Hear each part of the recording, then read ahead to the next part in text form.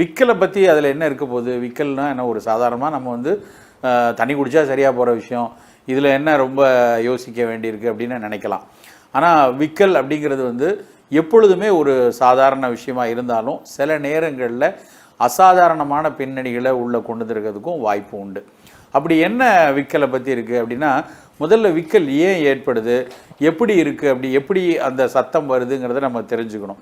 விக்கல்ங்கிறது வந்து திடீர்னு ஒரு காற்றை வந்து வெளியே இழுக்கக்கூடிய ஒரு தன்மையினால் ஒரு சிறு துளையான அந்த லாரிங்ஸ் வழியாக ஒரு அதிக அழுத்தத்தோட காற்று வெளியே வர்றதுனால, அப்பொழுது ஒரு வோக்கல் கார்டை லேசாக ஒரு வைப்ரேட் பண்ணி வெளியே வர்றதுனால ஏற்படுறது தான் அந்த விக்கல் ஒலி. அவ்வளோ ஷார்ப்பாக அந்த ஏர் வந்து அந்த ஒரு லாரிங்ஸ் வழியாக வெளியே வரும்போது தான் அந்த ஒரு ஒலி, விக்கல் ஒலிங்கிறது வருது. இது ரொம்ப சாதாரணமாக ஏற்படும். சில பேருக்கு வந்து சாப்பிட்டு முடித்த உடனே ஒரு சில 1-2 விக்கல் வரலாம். சில நேரங்களில் காரமாக சாப்பிட்டோம் அப்படின்னா, நிறையா மிளகா வத்தல் இருக்குது, நிறைய மிளகு இருக்குது, அளவுக்கு அதிகமான காரம் இருக்கும்போது உடனே விக்கல் வர்றதை வந்து ஒரு சிலருக்கு விக்கல் வர்றதை பார்க்கலாம். காரத்தினுடைய தன்மை வந்து இறப்பையினுடைய மேல் பகுதியில் லேசாக ஒரு தொந்தரவை கொடுத்து அதுக்கப்புறம் இயல்பாகவே அது சரி செஞ்சோடனே விக்கல் வந்து தடாலடியாக சரியாயிடும். அதுக்காக ரொம்ப ஒரு பயப்பட வேண்டியதில்லை.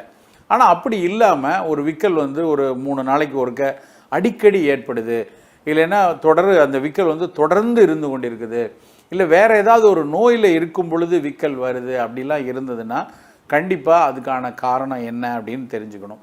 முதல் விஷயம் வந்து என்னென்னா, சாதாரணமாக வயிறு சார்ந்த நோய்களில் வயிறுக்கும் மார்பையும் பிரிக்கக்கூடிய அந்த உதரவிதானம்னு சொல்லுவாங்க, டயஃப்ரம் அப்படின்ட்டு.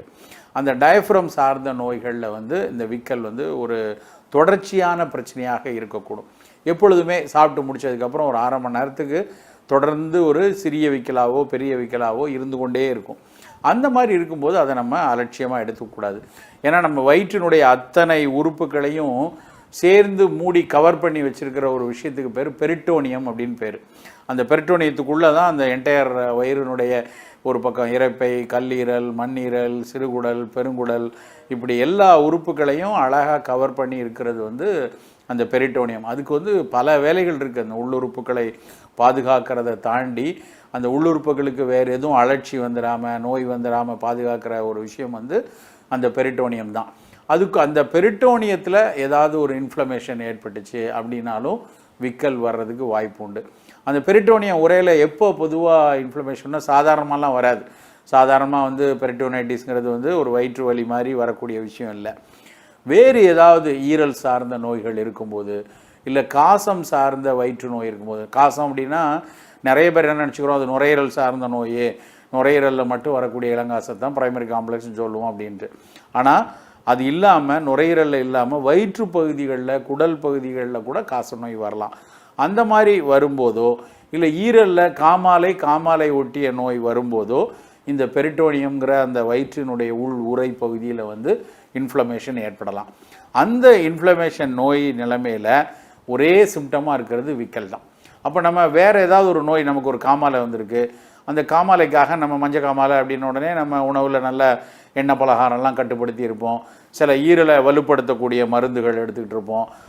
தேவைப்பட்டால் ஒரு அந்த வைரஸ் கிருமிகளை எதிர்க்கக்கூடிய ஒரு ஹெப்பாட்டிஸ் ஏன்னா அந்த மாதிரி வைரஸ்க்கு எதிரான மருந்தெல்லாம் சாப்பிட வேண்டிய அவசியமே இல்லை, அதுவே வந்துட்டு போயிடும். அந்த வந்துட்டு போனதுக்கப்புறமும் கொஞ்ச நாளைக்கு ஈரலை மட்டும் நம்ம பாதுகாப்பாக வச்சுக்கிட்டா போதும்.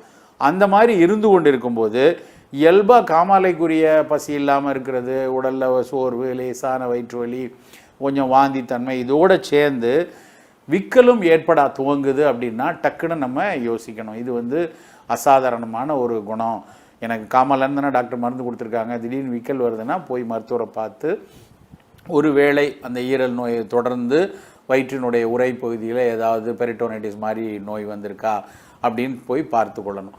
அதே மாதிரி மற்ற நோய்களில், மண்ணீரல் நோய்கள், மலேரியா இருக்குது. மலேரியா காய்ச்சல் நமக்கு தெரியும், குளிர் ஜுரம் இருக்கும்.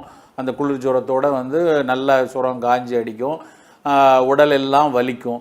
இதோடு சேர்ந்து விக்கல் ஏற்பட ஆரம்பிக்குது அப்படின்னா அந்த மலேரியல் ஃபீவரில் ஹெப்படோஸ்பிளினோமெகாலின்னு சொல்லக்கூடிய ஈரலும் மண்ணீரலும் வீங்கியிருக்கும். அதை தொடர்ந்து வயிற்றினுடைய உரைப்பகுதி இன்ஃப்ளேம் ஆகி அதனாலேயும் வந்து விக்கல் வர ஆரம்பிக்கலாம். ஸோ இந்த மாதிரி ஒரு நோய் நிலையில் இருக்கும்போது வர்ற விக்கல் கொஞ்சம் ஜாக்கிரதையாக பார்த்துக்கணும். அந்த நோயினுடைய தீவிரம் அதிகரிக்கிறதா நம்ம எடுத்துக்கொள்ளலாம். இன்னொரு முக்கியமான ஒரு விஷயம் என்னென்னா, நம்ம அறுவை சிகிச்சை பண்ணுறோம் ஏதோ ஒரு காரணத்துக்காக. இப்போ ஹெர்னியா இருக்குது, அந்த குடலில் பிதுக்கமாகி அந்த ஹெர்னியாவை நீக்கணும்னு சொல்லி அந்த ஹெர்னியாவை நீக்கிட்டு ஒரு மெஷ் வச்சு அறுவை சிகிச்சை பண்ணியிருப்பாங்க. இல்லைன்னா வேறு ஒரு குடல் சார்ந்த அறுவை சிகிச்சை, கேல் பிளாடர் எடுத்திருக்காங்க. இல்லைன்னா ஏதாவது குடலில் இன்டர்செப்ஷனாக இருக்குது, ஏதோ ஒரு வயிறு சார்ந்த அறுவை சிகிச்சை நடந்து அந்த அறுவை சிகிச்சையிலிருந்து நல்லா ரெக்கவர் ஆகிட்டு வர்ற ஃபேஸ் இருக்கு இல்லையா, கன்வாலசன்ஸ் பீரியட் அப்படிம்பாங்க. அந்த மாதிரி ஒரு நோய் போயிடுச்சு, அந்த அறுவை சிகிச்சை பண்ணி அந்த நோயை நீக்கியாச்சு. அதுக்கப்புறம் உடல் தேறி வரக்கூடிய காலத்தில் வரக்கூடிய விக்கல் ரொம்ப ரொம்ப முக்கியமானது. நல்ல இப்போது நேற்று அறுவை சிகிச்சை முடிஞ்சிருக்கு, மறுநாள் ஒரு நாள் இன்டென்சிவ் கேரில் வச்சு அதுக்கப்புறம் நார்மல் இதுக்கு வந்துட்டோம். வந்ததுக்கப்புறம் கொஞ்சம் விக்கல் தொடர்ந்து வந்ததுன்னா உடனடியாக அந்த அறுவை சிகிச்சை செய்கிற மருத்துவர்கிட்ட, உங்களுடைய குடும்ப மருத்துவர்கிட்ட இது மாதிரி விக்கல் இருந்துக்கிட்டே இருக்குங்கிறத சொல்லணும். சாதாரண விக்கல் தானே அப்படின்னு நம்ம நினச்சக்கூடாது. ஏன்னா வயிறு பகுதி, இரைப்பை பகுதி கொஞ்சம் விரிந்து போய் இரைப்பையில் கொஞ்சம் வாய்வு தங்கியோ இல்லை அதுக்குள்ளே இன்ஃப்ளமேஷன் ஆகி இரைப்பையினுடைய வீக்கம் மேலே அது டயஃப்ரத்தை தொட்டு கொண்டு இருக்கிறதுனால டயஃப்ரத்தை போய் அழுத்தி உடனடியாக விக்கல் ஆரம்பிக்கும். அப்போது அந்த அறுவை சிகிச்சையினுடைய ஒட்டி அந்த இரைப்பை பகுதியில் இன்ஃப்ளமேஷனோ இல்லை அதில் ஏதாவது ஒரு சின்ன நோய் தொற்றோ இல்லைன்னா அதில் ஏதாவது அறுவை சிகிச்சையினுடைய டேமேஜ் ஏதாவதோ ஏற்பட்டிருந்தால் இந்த மாதிரி விக்கல் காட்டலாம். அப்போ நம்ம அதை ஒரு சாதாரண விக்கலாக நம்ம எடுத்துக்க முடியாது. இது அறுவை சிகிச்சையினுடைய ஒரு பாதகமாகவோ இல்லை வேறு அதை ஒட்டி இருக்க வேறு நோயினுடைய காரணமாகவோ இருக்கலாம். அப்போது உடனடியாக மருத்துவரை பார்த்து அதை எப்படி வைரஸ் சீர் பண்ணுறது, இல்லை அதில் ஏதாவது நோய் தொற்று இருந்ததுன்னா அதை குறைக்கிறதுக்கு நம்ம உடனடியாக சிகிச்சை செய்யணும். ஏன்னா அந்த நல்ல இந்த விக்கல் ஏற்படுறதே பார்த்திங்கன்னா கரெக்டாக வயிறையும் நுரையீரலையும் சரியாக பிரிக்கக்கூடிய அந்த டயஃப்ரத்தினுடைய ரிஃப்ளெக்ஸ் தான். அதனால தான் விக்கல் வருது. ஃப்ரெனிக் நர்வ் அப்படிம்பாங்க. அந்த ஃப்ரெனிக் நர்வுங்கிறது தான் அந்த டயஃப்ரத்தை செயல்படுத்தக்கூடிய, வலுவூட்டக்கூடிய, அதனுடைய செயல்பாட்டை சீராக்கக்கூடிய நரம்புங்கிறது அந்த ஃப்ரெனிக் நர்வ். இந்த இன்ஃப்ளமேஷன் மேலே போய் அழுத்தின உடனே அந்த நரம்பு தூண்டப்பட்டு தான் உடனடியாக விக்கல் வர ஆரம்பிக்கும். அதே மாதிரி இன்னொரு முக்கியமான விஷயம் என்ன அப்படின்னா, இதய நோயாளிகளுக்கு வரக்கூடிய விக்கல் கொஞ்சம் எச்சரிக்கையாக பார்க்கப்பட வேண்டியது. அவர் ஒரு இதய நோயாளி, ரெகுலராக இரத்த கொதிப்புக்கு மருந்து எடுத்துகிட்ருக்காரு, இல்லை மாரடைப்பு வராமல் தடுப்பதற்காக சில மருந்துகள் கொடுத்துருக்காங்க. அந்த மருந்துகள் எடுத்துக்கொண்டு வரக்கூடிய காலகட்டத்தில் திடீர்னு விக்கல் வருது அப்படின்னா அது இதய நோயில் ஏதாவது ஒரு தொந்தரவு உள்ள கூட ஏற்படும். அதில் குறிப்பாக பார்த்தீங்கன்னா நோயினுடைய வெளி உரைன்னு சொல்லக்கூடியது பெரிகார்டியம். அந்த பெரிகார்டியத்தில் ஏதாவது இன்ஃப்ளமேஷன் ஏற்பட்டாலோ இல்லை இதயத்தினுடைய இரத்த ஓட்டம் சீராக, அதாவது இடது வென்ட்ரிக்கல் நல்லா சுருங்கினா ஒரு 65-70% எஜெக்ஷன் ஃப்ராக்ஷன் இருக்கணும் அப்படின்னு மருத்துவர்கள் எதிர்பார்ப்பாங்க.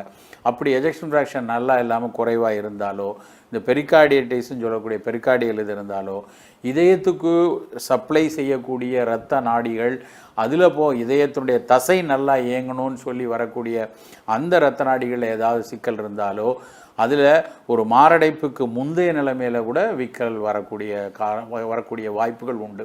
அப்போது இதய நோயாளிகள் இருந்து அவருக்கு ஒரு தொடர்ச்சியான விக்கல் இருக்குன்னா அப்போவும் எச்சரிக்கையாக இருக்கணும். ஸோ வயிறு சார்ந்த பிரச்சனையாக இருக்கலாம், நுரையீரல் சார்ந்த பிரச்சனையாக இருக்கலாம், இதயம் சார்ந்த பிரச்சனையாக இருக்கலாம். இது எல்லாமே ஒரு சாதாரண விக்கல்ங்கிற ஒரு விஷயத்தில் அதை வெளிக்காட்டலாம்.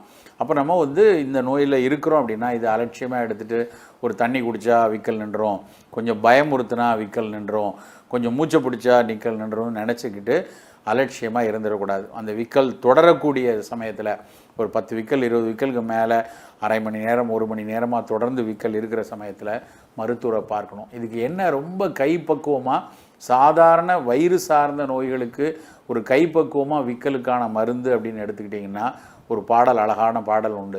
8 திப்பிலி ஈரைந்து சீரகம் சுட்டு தேனில் கலந்து உண்ண விக்கலும் விட்டு போகும் அப்படின்னு சொல்லுவாங்க.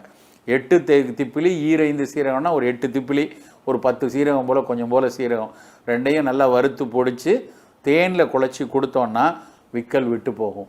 அப்படி விக்கல் விடலைன்னா அதுக்கே தொடர்ந்து அந்த பாடல் என்ன சொல்லுதுன்னா, அப்படி விடாவிடில் போத்தகம் சுட்டு போடு அப்படிம்பாங்க. போத்தகம்னா போத்துன்னா மயில், மயிலினுடைய இறகு, மயில் இறகை வந்து நல்லா கருக்கி இந்த திப்பிலி சீரகத்தோடு சேர்ந்து அதை குழைச்சி அவங்களுக்கு கொடுத்தோன்னா உடனடியாக விக்கல் நின்று போகும். இது இவ்வளவு ஒரு நம்மளுடைய தமிழ் முன்னோர்கள் சொன்ன ஒரு கை கண்ட மருந்து.